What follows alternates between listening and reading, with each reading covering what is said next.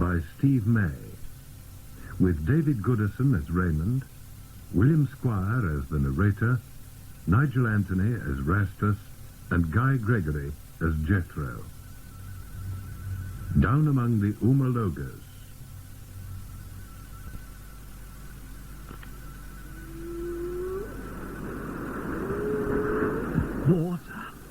Water!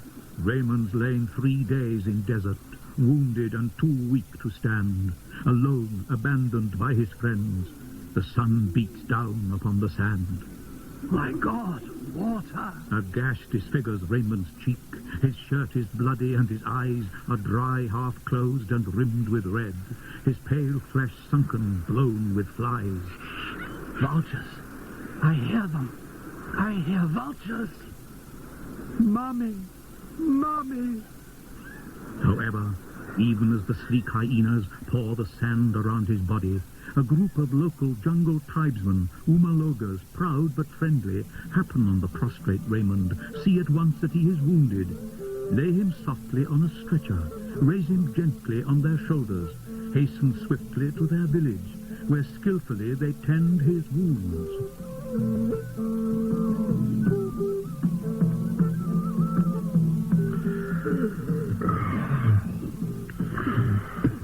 Jethro, he's waking up.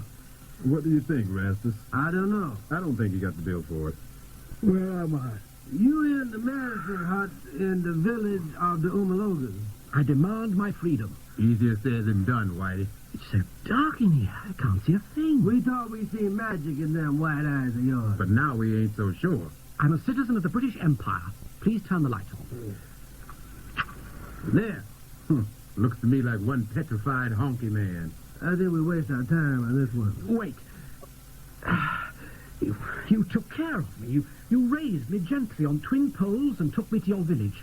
You tended me with ganja and green tea and dung poultices on my wounds. We thought you might qualify as the Great White God, which we was always on the lookout for. He just ain't got a pill for it, Jethro. What do you mean? Listen, man, a guard, he don't ask questions. God, they positive. Well, I can be positive if I have to. You can? Of course I can. Go on there, Whitey. Talk it to us. What, now? No time like the present. I am the lacerated god, abandoned by my friends alone in desert silence. Stand my witness. My sweat is pure and holy. Jesus! The man is trying. Amen, brother. I am quintessential impotence, seed lost on sand. Amen. Weakness incarnate.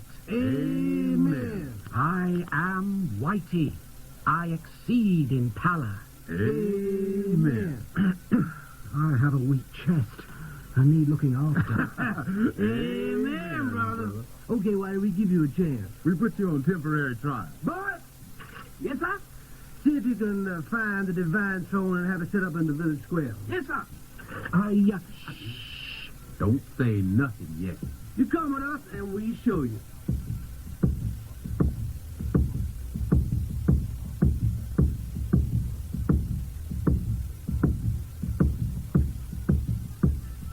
Got that blanket? Here, Jethro.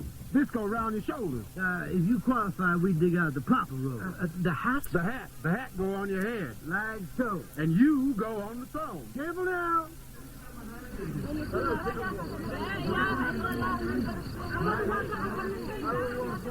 How do I look? Spectacular. Now, we'll be back later to see how you get on. Wait, what do I have to do? What a question for a god to ask a mortal. Gods don't do, they are. You got to pervade us with the divine presence. Exude. Oh, Terrifying. right? Well, I'll do my best. Now, remember, you now the cultural center and the spiritual resource of the entire community. The health, wealth, and happiness of the entire village depends on you. For the time being. Till we come back. In the silent village square, Raymond perches on his throne, his heart a-skip with trepidation, powerful, small, divine, alone. For town square, this place is very quiet. Never mind, I expect someone will be along in a minute. Perhaps they'll just ignore me. An ignored god needn't hide. that is hidden in the darkness of the creature's souls. Lord, I'm almost inclined to believe in myself. Ah, a woman with a water jug. She's come to fill her pitcher from the well.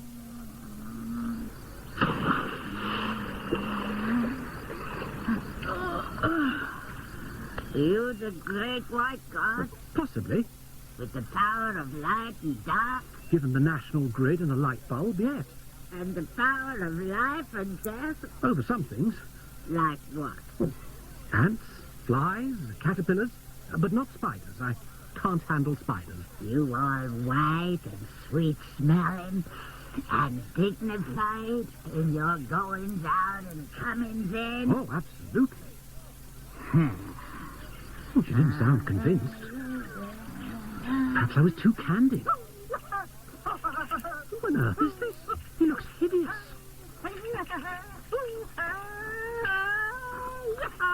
Good afternoon. I take it that you're the new white god lately arrived in miraculous circumstance. That is correct. Excuse me. I believe, therefore, that you may be in need of the services of an intermediary, suitably qualified and experienced, of course, someone capable of establishing some form for your worship, to give your solemnities consequence. In short, to supply a subtle yet effectively binding, if you'll pardon the pun, the fabric to your religion. I am the man.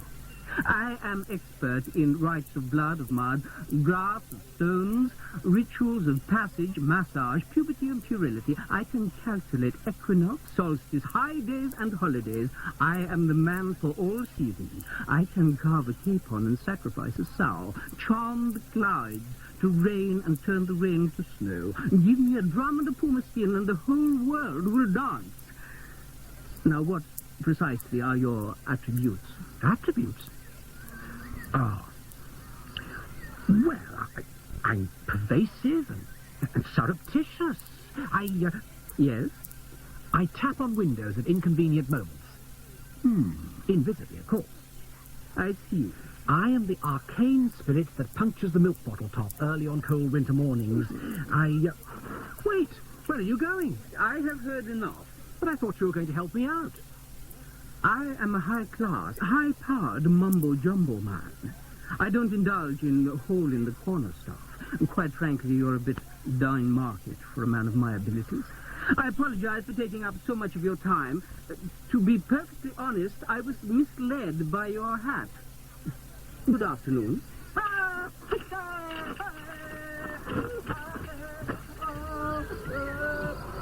As the day wears slowly onward, Raymond sweats beneath his hat, sensing his performance so far to have fallen somewhat flat.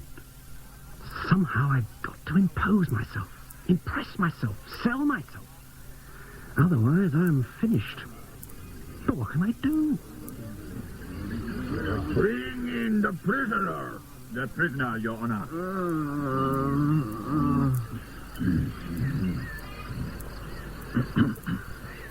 Good afternoon, Divinity. I won't say anything. Every time I open my mouth, I put my foot in it. He is a silent god. Shall we proceed? Explain the matter to him. The ears of the god are always open. Divinity, we are the chief justices of the Umalogas tribe. With us, we bring this sad, sinful wretch, Father, accused of numerous weighty crimes. Normally, we would try the case ourselves, but when we heard there was a great white god in town, well, naturally we thought we'd let you do it for us. Presumably, the god knows the procedure. Procedure? Procedure! I scorn procedures! Jews proceed! Poles proceed! I enact! I am! Let the trial commence then. Bring forward the prisoner. Silence. The charge? Enough! I don't want to hear about it. There will be no charges in this court. Bring him closer.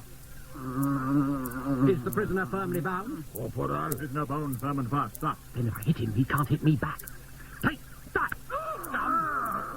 Silence. He is a sneaking coward! see how he lets me beat him. The wretch is a credit to his race. I beat him in the name of propriety and power.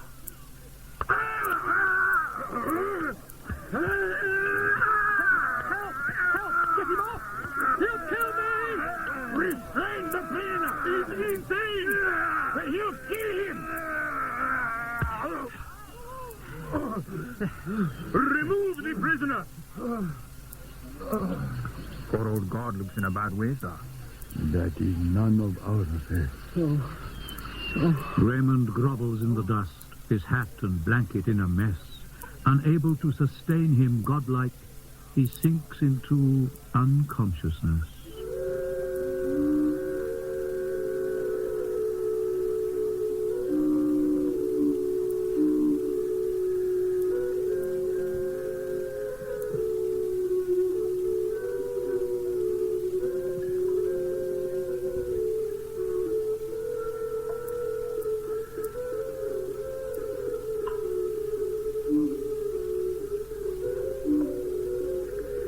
Here we are, then. Back in the hut. Here we are, here we are, here we are again. Who would have thought it? Thousands of miles from home and on the short list for divinity.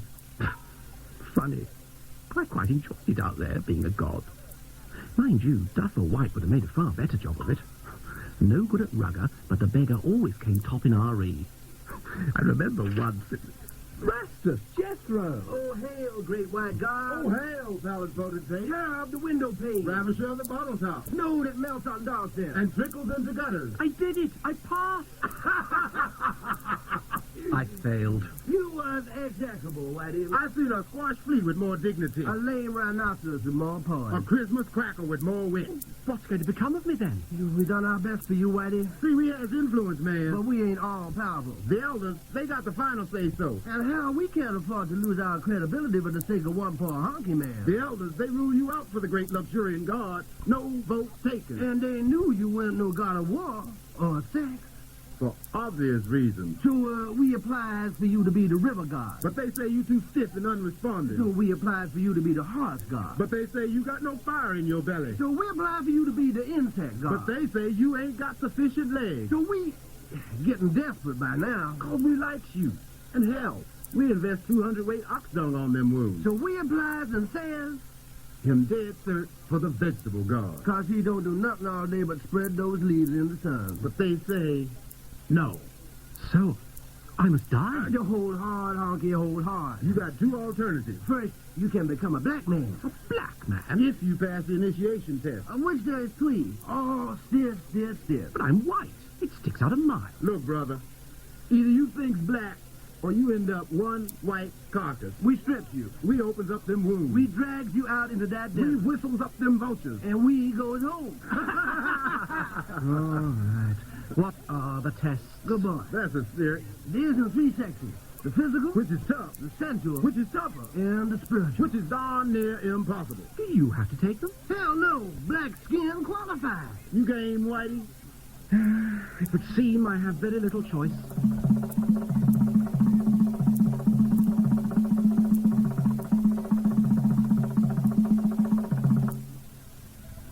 A solemn air of expectation fills the Umaloga village, while the awful trials of passage are prepared in ancient fashion. Night has fallen, fires flicker, silence save for jungle noises. Raymond cowers in his hut. Tonight's the night. My first test. If I fail, it's hello vultures, hello sun, hello sky, hello sand. They won't even tell me what I've got to do. I must be hard and think of Mother. Come on, Whitey. Time to start. The drum beats, the flute sounds. Tribe awaits you. To tell you the truth, I'm rather frightened. Be yourself and trust in nothing. Raymond's led out from his prison, out from darkness into darkness, save the flickering of the campfires where the tribesmen sit in circle, watchful of the ceremony. Okay, Whitey, you just stand here and do what you told. This is the first test. Huh? What must I do? You must run. Now? Not yet. Where must I run? You ask too many questions. But- Silence! 5 of our bravest brothers, broad-chested men of iron limbs, panther-eyed, they chase you, panting after. Go on! He has a spear, long spear, hard tip, finely sharpened. 2, a bow bent, willow carved, and arrows, 3 arrows, poison-headed. 3, the broad acid eye glints in moonlight, keen edge, thirsts for blood. 4, a massive club, but deftly wielded, bulk and poise. He is a big man. 5, he bears no weapons, but his hands are like the jaws of crocodiles, his teeth the rhino's horn. Raymond, run!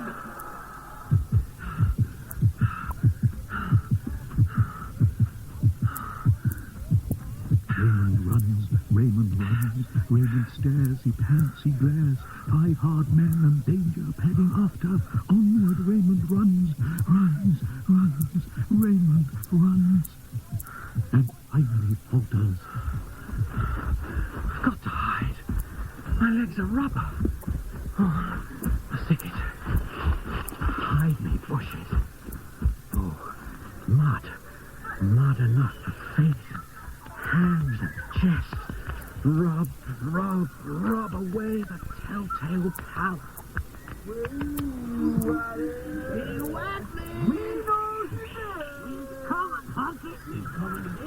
Oh, it's no use. They're trained to hunt and kill. They're bound to find me.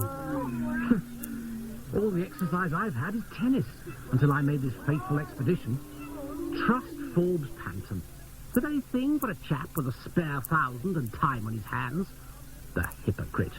He pulled out at Dover with phlebitis. I never really liked the man. We had tall ships and crates of sponsored beans, a Reader's Digest atlas and Bavarian sleeping bags, 7 jeeps, 20 camels, 14 sledges and an oil drum stuffed with marmalade. Wives and sweethearts hurling streamers lined the harbour walls and cheered us, drowning out the massed brass band. What an insane adventure. They're coming! We're coming. We're here now. We won. We have. We boiled him.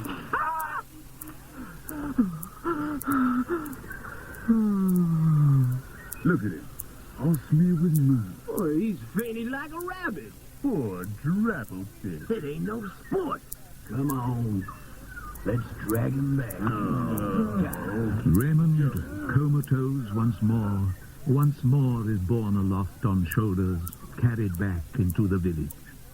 Not to his hut, but to a dwelling by the village standard sumptuous, there to lie in curtained quiet, until he wakes to face the second test. He's rousing. Oh, he looks sweet. Oh, don't touch me. What do you want with me now? The second test, of course. The second test is the ordeal by flesh. The first test proves you can run away. The second test proves you can hold your ground. Big women, Whitey. They're a handful. But first, we need to know your track record. With the female. Well, my mother was proud and pale.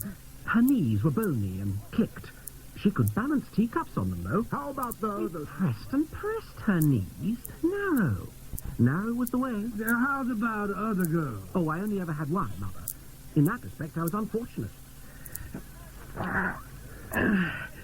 What do I have to do? Be yourself. Let yourself go. Act natural. Be spontaneous. The theory is that you sink your flesh into the collective tribal flesh and our seeds mingle. Bring forth the tribal man. You're on your own now, brother. Just do your best, Whitey. Raymond trembles. Raymond lingers, feels the mattress with his fingers, soft and yielding. Should he risk it? Hey, you white men take the bit. here. I'm most terribly sorry. I didn't see you. What with all those quilts and pillows? Guilt is a sin, little white man. Sorry leads to sorrow. Oh, sorry. I'm warm, I'm wet. My name is Gaia. Come and lie beside me here. The world is water warmed with fire, fragrant earth and heavy air.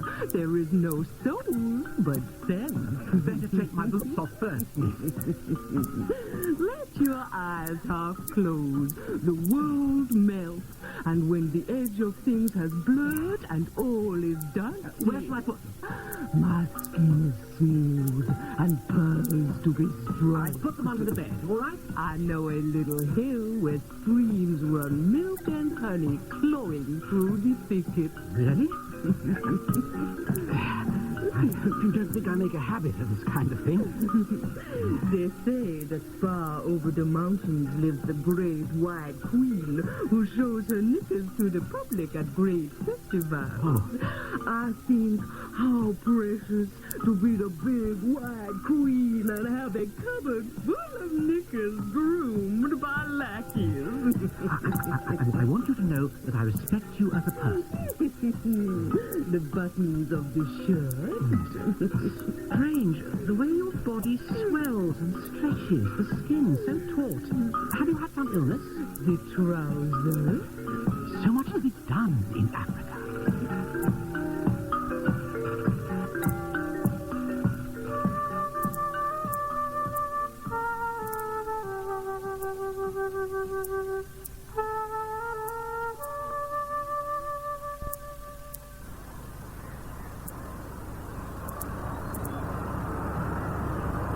In the morning, very early, when the sun has barely risen orange in the east on mountains, Raymond, still extremely drowsy, is led from Gaia, unprotesting, far out to a mountain roadway, rocky, winding into nowhere, the setting for his final test. I'm cold. Sun soon warm you up. He's getting bigger in the sky already. Very quiet. We leave you now. Then it get real quiet. But what's the test? Just be patient, Whitey. You'll soon find out. Nobody for miles. Not even a tree. Wait a minute. An old codger with a white stick. Every day I come down from the mountain, agile as the gold across the boulders, and I know so well. Every day I stop here by the dusty highway. I want to go to that little village way, way over there, deep in the jungle. Want to visit my old uncle. It's the traffic that prevents me, and no one's ever here to help me. That's all I need. Some old geezer wandering about and getting in the way. Hey, you! Clear off! I'm waiting for a test. I've got to do a test. Young man, at last the gods of highways have sent me some succor. A young man, will you guide me safe across this busy road? You see, 10 years now I've been waiting for assistance so that I can visit my old uncle who lives... Oh, for heaven's sake, Grandad, this road's not busy. This is the back end of bugger all. My son, things ain't that simple. Look, I haven't time to mess about. A few words, and wisely chosen. First, this is a road. Yes. And roads are built for traffic. Yes. Therefore, there is always a possibility of vehicles. My case rests. I'm not an educated man. Will you help me? Oh, very well. Go on, run for it. It's all clear. Go on, then, run for it. I need the reassurance of your arm. Anything to get rid of the old coot. Here, my arm. If I miss my test because of you... Oh, thank you, my son. 1,000 blessings on your ears, nose, and throat. May your skin one day lose its pallor. Oh, in gratitude, I'll fall and grasp your ankle. Let go! Let go! I can't!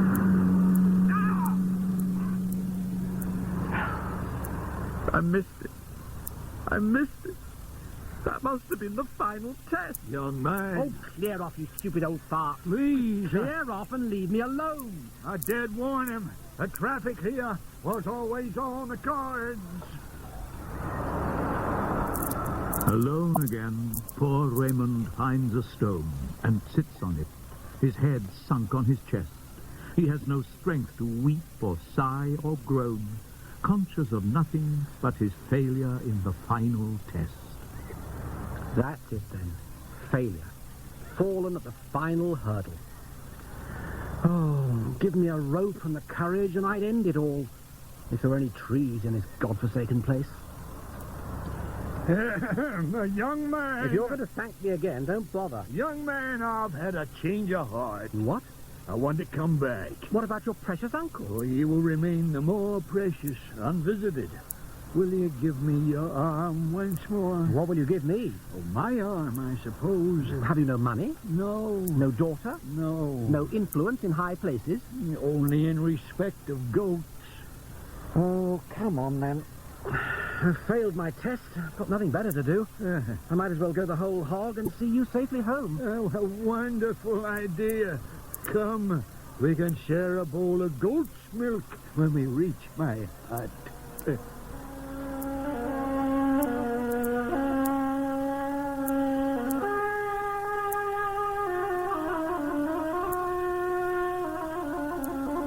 How much further is it?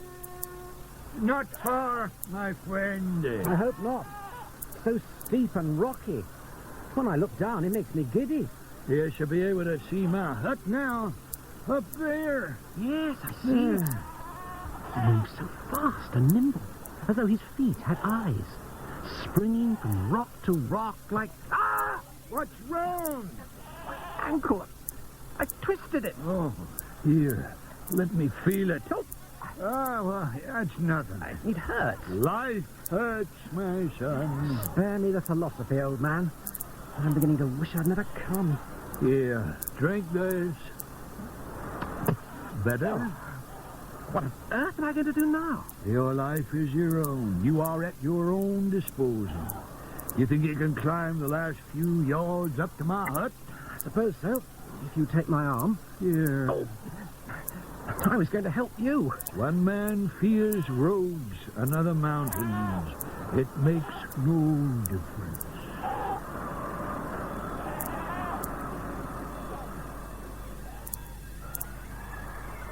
What a marvelous view you have up here. Yes. Oh, I'm sorry, I forgot. You need not pity me. I know the country here as a mother knows its baby. Right on the very peak of the mountain. Jungle, desert, roads and rivers winding like ribbons. And somewhere down there, the village of the Umalogas. The Umalogas haven't always inhabited jungle. See, way to the north, the lush grasslands of the Baco-Laco. Many years ago, the Umalogas lived there in ease and plenty, catching fish and smoking sacred weed. Neither did they fight nor hunt nor paint their faces. And then one day, the Inco Pincos, driven by famine, floods, and droughts. Floods and droughts? My boy, I simplify. History takes a long time. Driven by famine, floods, and droughts from the green plains of their birthright far to the north, the Inco Pincos, a warlike breed, sharp of spear and fleet of foot, crazed by hunger and unfulfilled ambitions, sweep down into the grasslands of the Baco-Laco, their faces smeared abominable with wet clay. What happened? There was slaughter and enslavement. Half the Umaloga tribe was slaughtered in those sacred groves, the rest subdued to watch and scrub the loincloth. Ultra jungle. I never imagined life out here could be so complicated. Oh, I have seen changes, friend, and will see more, no doubt, before I die. One thing, the mountain never moves. I must go back. To England? No, to the village of the Umalogas. It is for you to decide. I must face the outcome of my trials like a man. Your ankle? Oh, it doesn't hurt anymore. There, I can stand quite easily. What's wrong? Philosophy is a poor companion when you is old and lonely. I must go. I know it. Goodbye, old man. Goodbye, my friend. May your faith increase and your doubts diminish. Thank you again for the goat's milk. Night descends, and so does Raymond, stumbling down the mountainside, uncertain of the fate that waits him, the fate that cannot be denied.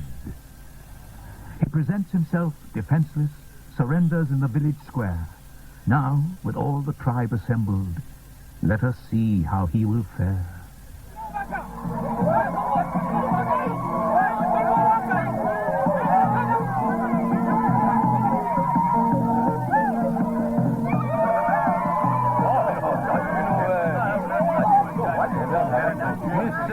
This is terrific grass skirt. Very cheap. Miss Selfridge, grass skirt. Very, very cheap. I must say, this is all very informal. Morgana. I think I've had too much already. Too much is a myth of the poor in spirit. Look, if you don't mind my asking, did I pass or not? I mean, is this a celebration or a sacrifice? Why do you pass them, Tess, simply by virtue of your willingness to take them? You run the best you can, not far, until your legs go rubber. No man could do more. You sleep with Big Gaia. Again, you do the best you can. And it leaves somewhat to be desired, she says. But that ain't the point. What man can change his stature by one jot or tittle? As the good book says. And the third test? Well, we don't organize that one. We just leave you on the lonesome road and let you get on with it. The main thing is, you come back. The rule is you don't come back, you ain't no Umaloga. And I came back. Right. So, Whitey, if you willing, we willing. And tonight, we welcome you into the brotherhood of the Umalogas.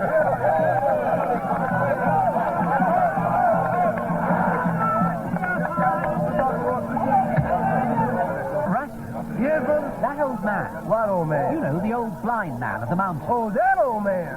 What about him? Well, I was just wondering, on my way down the mountain today, well, I thought he might have been part of the test. What? That old guest there? Hell no, Whitey. He's just a feature of the landscape. Oh, I see. Come on, let's dance.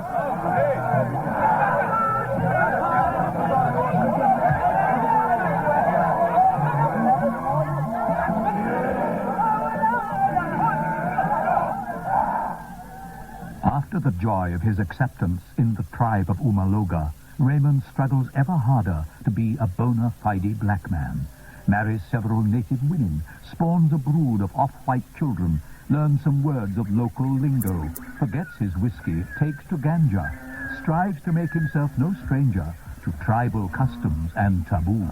I am an Umaloga, booma, booma, banga, banga. I am an Umaloga, booma, booma, banga, banga. Beside the river Uma, in the very early morn, you may see a lonely figure who has risen with the dawn.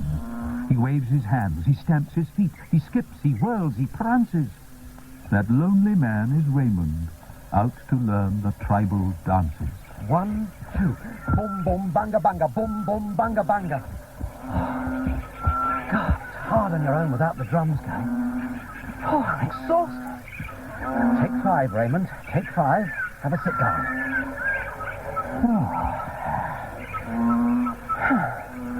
Not a cloud in the sky. Another scorcher. He thinks this place is fine and private. Little does he know that here the tribal women congregate to knead their dough.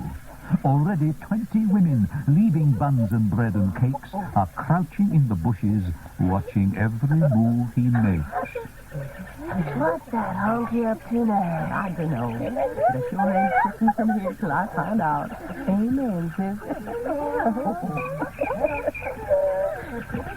What I can't understand is how they can say I'm doing it wrong. Of course, it's only natural, I suppose. If you're going to embrace an alien culture, you're bound to need time to adapt yourself. Time is what it takes. And practice. Right. You'd better get back down to it, Raymond, old son. Spring festival's coming up soon. Can't afford to make a mess of that one, can we? Oh, better take these trousers off. They only seem to get in the way. Right. 1, 2. Boom, boom, banga, banga. I am an Umaloga. Shake it, honky. Hey, man, that's clean. Bicycle today. Oh, my God! Women! Oh, for the shame! Raymond grabs his trousers and sets off along the track with 20 cackling women chasing rampant at his back. The village is in uproar, and it is inevitable the tribal representatives will pay Raymond a call. Hiya, Whitey. Achilles keeps his tent, huh? Understandable after the exhibition at the river yesterday morning. I thought you might have heard about that. Heard. We seen the whole thing. I ain't laughed so much since the witch doctor got his wig all tangled up in his rhythm stick. I'm glad you found it amusing. You been ruminating again? Good heavens, no. I'm carefree and happy, on the whole. Looks to me like you've been ruminating. Never. I never let myself think of tomorrow now. I live every minute as it comes. I exist purely in the present moment. A dewdrop trembling on the brink of the precipice of futurity. Maybe. I'm sorry about yesterday. Truly I am. I was only practicing for the spring festival. It's very important to me that I should get it right. That's what we come about. In the manner of speaking. You're going to give me lessons? Not exactly. Last night, the elders meet and come to a decision. Come the spring festival, we assign you to the tribal cooking pot. Stirring. You mean I can't dance? Hell, man, everybody and his brother know you can't dance. It's self-evident. But all the men dance. Only old women stir the pot. Oh, you can jig around some while you're stirring, if you like. Oh, thanks a million. Come on, Whitey, don't take it to heart. I've always done my best. But it ain't just the dancing. What are you getting at? Hey, man, come clean. You ain't telling me you enjoy lion meat. Well, now you come to mention it, lion is a trifle rich for my palate. New Year's Eve, you pukes up all over the bongo. The lion has a somewhat fearsome flavor. And snakes? Well, it's not so much the flavor, more the way they wriggle when you bite them. Look, man, you stick with the pot and the old crones, and everybody happy. It's for the best. Ain't your fault. And don't you ruminate. Raymond sits transfixed upon the floor. Long hours he muses, closing tight his eyes. At last his features pucker, and he cries. Huge sighs and sobs convulse him to the core. His sense of rhythm always has been poor, and yet he's always been a chap who tries. Now he finds his efforts cruelly despised. All tribesmen dance. Raymond can dance no more.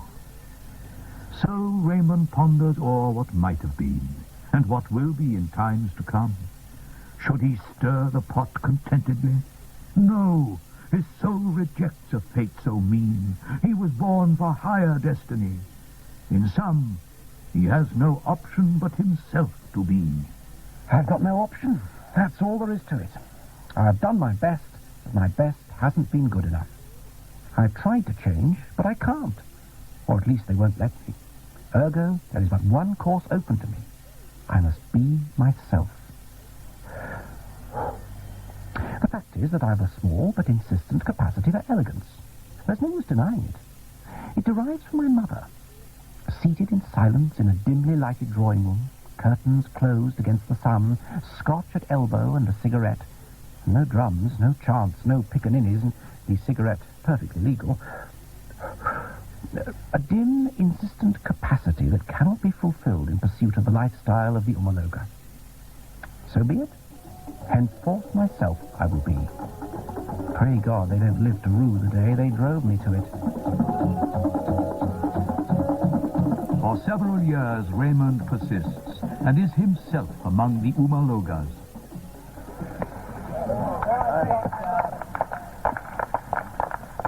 What a solid-looking defensive shot. He got his whole body behind it.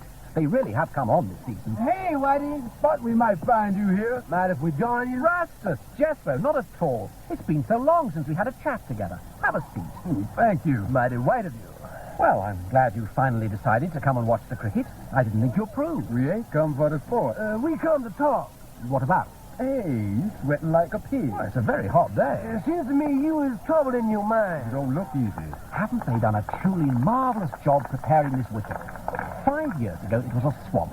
Literally a swamp. Of course, the bounce can still be a little uneven. And more and more, I come to see how you end up abandoned in the desert. I was not abandoned in the desert. That was someone else. Another age, another time. I am me now, here, an Umaloga. My past is the history of the tribe. My present, the life of the tribe. My future, the hope of the tribe, and the expectation of plenty. It's the future we come to talk about. Why don't you face facts and go home? But this is my home. Deep in that white heart of yours, you don't believe that. You don't belong here. You legs is better. Your wounds is long healed. We have guides to lead you through the desert. Many guides and willing. Are you trying to get rid of me? We just want what's best for all of us. You done your best. And we done our best. But black is black and white is white. Yes, it just ain't working out. I don't know. All things considered, I think things are working out very well. To be blunt, Whitey, you set a bad example. All the kids, they think it's big to wear colonial trousers and slouch around all day. They rub their face with flour. They don't hunt. They don't even chase girls. They turn their noses up at raw snakes. Everyone wants coke and chewing gum. Not to mention nylon stockings. Well, that's not my fault. I never stood up and made speeches. I've not practiced propaganda. I've just been myself. That has proved quite sufficient. And that ain't the end of it, the chewing gum and stuff. There is effects more subtle, more surreptitious. Like, even us, we spout long words. We begin to think you is the god of something. We can't quite put our finger on what. A strange spirit of decadence pervades our community. I mean, we never used to take our gods 100% serious. Used to have a joke with them from time to time. But now, the people, they treat the gods with contempt. They mock them openly and in their hearts. Don't you see? They're like children growing up. I'm not a cause, only perhaps a catalyst. Anyway, they love me. Your people love me better than a god. They love the stories I tell them of things they never could have dreamt of. Supermarkets, sideboards, sanitation, gas bills, doorbells, steel mills, foul smells, foundries, factories, refectories, observatories, confections, injections, elections. Oh, what a world. Now they play cricket. They admire themselves in mirrors. They say please and thank you. In short, they have acquired a rudimentary sense of elegance and propriety. Elegance, my ass. There's suspicion in the air. We all mistrust each other. Look for hidden motives, secondary significations in every form of intercourse. In the old days, the husband know his wife's cheating on him. Now he just suspects. In the old days, he up and beat her, flog around the village, then slice her fancy man. Now he lurks in corners, watchful, anxious, harboring inexpressible malice. It is true that violence is declining. It declines in any developing society, to start with. But don't worry, it'll pick up again later in the cycle. Cycle? All the Umalogas knows of cycles is the rising of the sun. The phase of the moon. The migrations of the antelope. The season of the lion. Now only a few old men hunt the lion. The youngsters, they laugh. They say, lion, he tastes awful bad for all the trouble catching him. The bitterness of lion's flesh is fit and proper, redolent of strength and courage. But the boys, they smirk and lounge in deck chairs. Watch the elders, creaking jointed in the early morning, creep out with antiquated bows into the sweating jungle. Time was when the hunting party, streaked with gore, lions swung on poles, returned at sunset to a riotous reception. All the village gathered in the line to greet them. Now the old men, grimy with dirt and sweat, no blood. The lion, he too quick for them. They tied a home long after sunset, eager only for their beds, and nothing but the scornful laughter of late loiterers to welcome home their weary bones. Oh, times change, and men must change with them. You sound bitter. Yes. Now you come to mention it, I must confess I am. Why? We've done our best for you. Your best? Never. I tried so hard to get it all right, what with the dancing and everything. But you didn't understand. You gave me no encouragement. You laughed at me, made me stir the pot at tribal festivals. Well, I stirred it all right, but I made up my mind then and there to be myself. Lord knows I never realized what a demon I was unleashing. Why don't you go? Leave us in peace. Be yourself where you belong. Please. Impossible. Today I have to adjudicate the Man of the Match award. The prize is a bunch of bananas. Because of you, our people waste their days competing for the fruit they might with ease pluck quite freely from the tree. No. What is it to pluck a banana from a tree? Nothing. But to strive in open competition with one's peers and win a banana, that has a world of meaning. Glory, heroism. I have breathed significance into the life of the common Umaloga. Children go hungry while their fathers play with bats and balls. Life is a serious business. You adamant? I'm right. What the hell's going on? Hey, this y'all doing, Whitey? Please don't run on the wicket. What's happened to us, brother? Oh, hordes of white men in red coats with fire sticks and big bangs come scouring through the jungle. Anything that's black and moves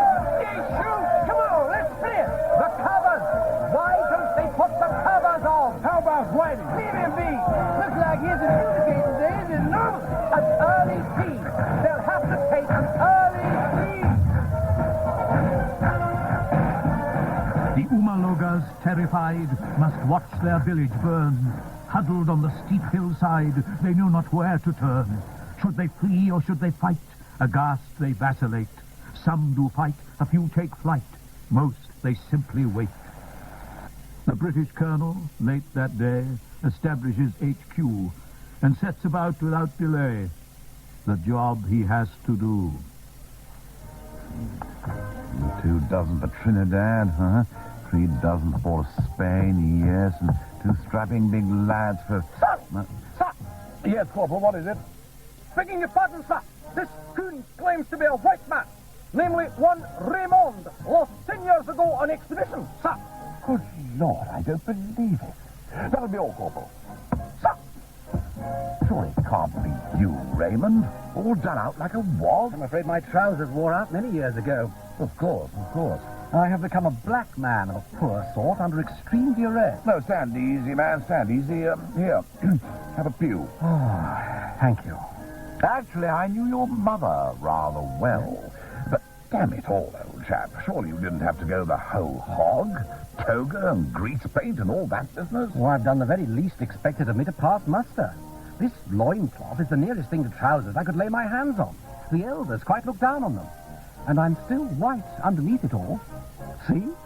It hasn't been easy, I can assure you. I should think not, by George, for a man with your reputation. Oh, Latin. No, by no means. You have been sadly missed. Your name is still remembered with respect among the great and common folk alike. Such a gesture of self-sacrifice as you made in the desert, why, many a man would have given his right arm to have lived a life like yours. Up until this farrago, of course. Cigarette? No, thank you. But I would be grateful for some hot water, soap, and a pair of European trousers. Oh, of course, at once. How thoughtless of me. Corporal! Hot water, soap, and a tub for Raymond. He's been through hell in a toga. Oh, and a pair of your trousers. Very good. Raymond... Yes, Colonel? You know, I'm sure I remember you from one of my mother's soirees. No, very likely, very likely. I was a regular caller. I remember... Raymond, there are some questions that I simply must ask you. I know it's hardly the time or place, but reality must be faced. Reports must be written. Conclusions must be drawn. My dear chap, did they do anything to you? Water, soap, and trousers, sir. Just put them down over there. Thank you, that'll be all. Sir! I'm waiting for an answer. Hot water. A whole tubful. Oh, delicious on the flesh. No, Colonel, they did nothing abominable to me. Nothing unspeakable. And nothing that will have a lasting effect on my equilibrium or sense of fair play. Oh, they indulged in subtle, playful cruelty, but I complied, laughing behind the eyes. They thought they could break me like a dry bone and suck the marrow from me. They couldn't hope to understand the tough fibers of a pallid soul. They were like children who find a gold watch and paint it red to make it pretty. You realize that the Home Office will want to have a chat with you just to make sure... Oh, I've nothing to hide. Nothing to fear. You happen to have any scotch? Certainly. Certainly, old chap. After all, I suppose a celebration is in order. And so Raymond takes ship for England, feeling quite the hero, eager to recount his adventures and sell the rights to MGM. Unfortunately, the police must first make their inquiries, which commence discreet, but culminate in insolence. Ancient laws are invoked, and the heavy wheels of justice set in motion. Raymond's name is bandied in cartoons and headlines, and the nation smiles and hugs itself in anticipation of his trial.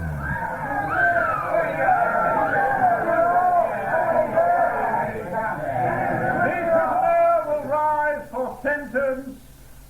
Raymond, you have been found guilty on all counts, and it falls to me to pass sentence upon you. I will be brief. If one wished to sum up in a few words the welter of crime of which the wretched prisoner has today been convicted, one could simply accuse him of a signal failure to observe proper distinctions. A white man and an Englishman of good stock with an excellent education and every advantage confront a motley band of savages in the heart of the Dark Continent. An unequal contest, one might fairly assume. Did Raymond impress himself upon these childlike wretches? Did he avail himself of the opportunity afforded him by the savages themselves and become their god? By no means. Nor did he become viceroy, nor governor, nor even schoolmaster. All the advantages which I have enumerated he threw away in the irresponsible and incomprehensible impulse to become as a savage himself. A savage he did become, and be not misled by his suit and haircut. A savage he remains, as has been more than adequately demonstrated during the course of this trial. There remains but one punishment commensurate with his crimes. Raymond, I sentence you to be taken from this place to the slave vessel Omega and to be transported thereon to the Caribbean plantations along with those Umalogas tribesmen liberated in the raid which discovered you and your enormities. Perhaps a life of hard labor in their estimable company will serve to reawaken, even if too late, that innate sense of superiority which in you and in many of our young people today seems to have fallen so dangerously and lamentably asleep. Send him down!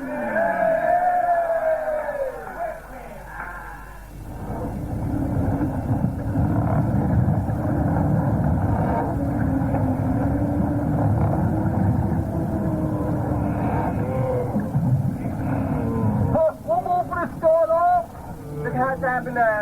Here he goes. Hiya, Whitey. Make yourself at home. So you finally decided to throw in your lot with us and start a new life. We is touched to the heart. There was a certain element of compulsion in my decision. Oh, you always was compulsive. Impulsive. Spontaneous. That's what we admire in you. I just hope you ain't intending to get up to none of your tricks when we get to Trinidad. Because sure as hell we don't want no cricket out there. Oh, don't worry yourselves on that score. I'm older and wiser. You looked older. But I ain't convinced of your wisdom. I tell you, if I could have my time over again, I'd organize it very differently. Tell us, brother. Tell us the story. Well, no expeditions, explorations, or adventures for a start. I'd rest content with what I had. I'd think less and put off until tomorrow everything that needn't be done today. I'd cultivate friendship in the proper quarters. I'd marry a rich girl and squander her money slowly and with elegance. My own cash would remain on deposit in Switzerland. These and other avenues are now unfortunately closed to me. At present, I must be satisfied with mere existence and let the future have its way with me. Amen, brother. Amen. Come for to carry me home.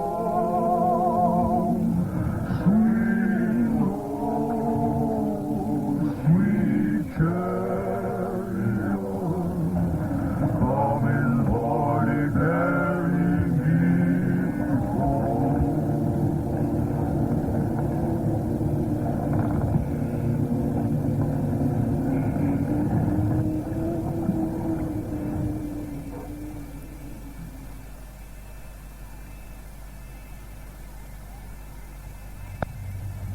Down Among the Umalogas was written by Steve May, with David Goodison as Raymond, William Squire as the narrator, Nigel Anthony as Rastus, and Guy Gregory as Jethro.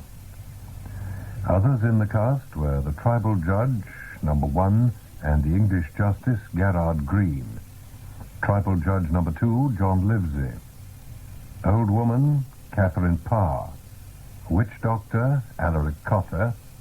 Gaia, Angela Phillips. The echoing voice, Peter Whitman. The old man of the mountains, Geoffrey Matthews. the Colonel, Nicholas Courtney, and the Corporal, John Telfer. Other parts